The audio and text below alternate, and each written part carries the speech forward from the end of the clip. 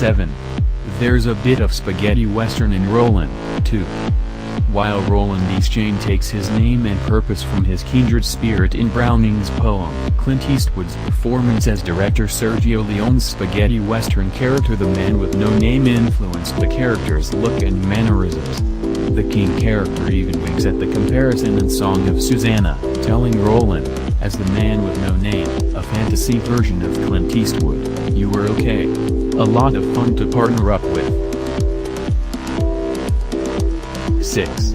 Stephen King may write himself out of the books. Although he is famous for making cameos in movies and TV miniseries based on his novels, King had second thoughts after including himself as a character in the series. The author mentioned in an interview with fellow scribe Neil Gaiman for the Sunday Times that he would consider writing out the author proxy who appears in the 5th and 6th Dark Tower volumes. 5. There's more than one Harry Potter reference. King also paid homage to more contemporary fantasy works. In Wolves of the Calla, the author uses the same font for his chapter titles as the ones used in all 7 Harry Potter books. The titular wolves use golden homing grenade-like weapons called sneeches, a few letters removed from everyone's favorite Quidditch ball, stamped with a familiar-looking serial number, 46511AAHPJKR.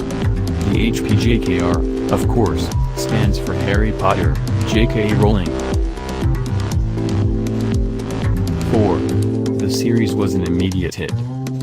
The Gunslinger came out in a limited hardcover edition in 1982, but the first mass-market edition didn't drop until 1988. King explained the publication delay in the 1989 Castle Rock News interview. "There were really 2 reasons. One was I didn't think anybody would want to read it. It wasn't like the other books.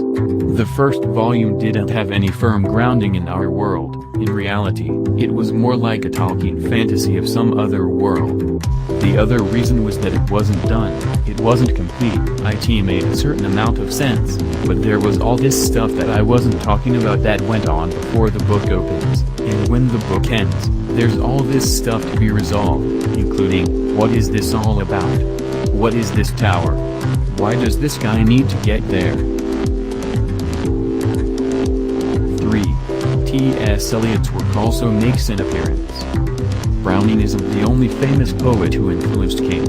The series' 3rd installment, The Waste Land, nearly duplicates the title of T.S. Eliot's The Waste Land. The 2 main sections of the novel, Jake, Fear and a Handful of Dust and Liu, a heap of broken images, directly allude to lines from the poem. 2. And I Dream of Paper helped, too. In an afterword to The Gunslinger, King wrote that, "The Dark Tower began, I think, because I inherited a ream of paper in the spring semester of my senior year of college. The ream of paper I inherited was bright green, nearly as thick as cardboard, and of an extremely eccentric size, about 7 inches wide by 10 inches long, as I recall. In need of a project to fill out this strange green paper, King began writing the first book in March 1970. 1. Robert Browning's poetry inspired the series. The first volume of the Dark Tower series, The Gunslinger, drew inspiration from Robert Browning's poem Childe Roland. To the Dark Tower came, and King even borrowed the name for his heroic gunslinger Roland Eastchain. The author first read the poem during his sophomore year at the University of Maine, and it stuck with him. King explained his fascination with the poem in a 1989 interview with the Castle Rock News.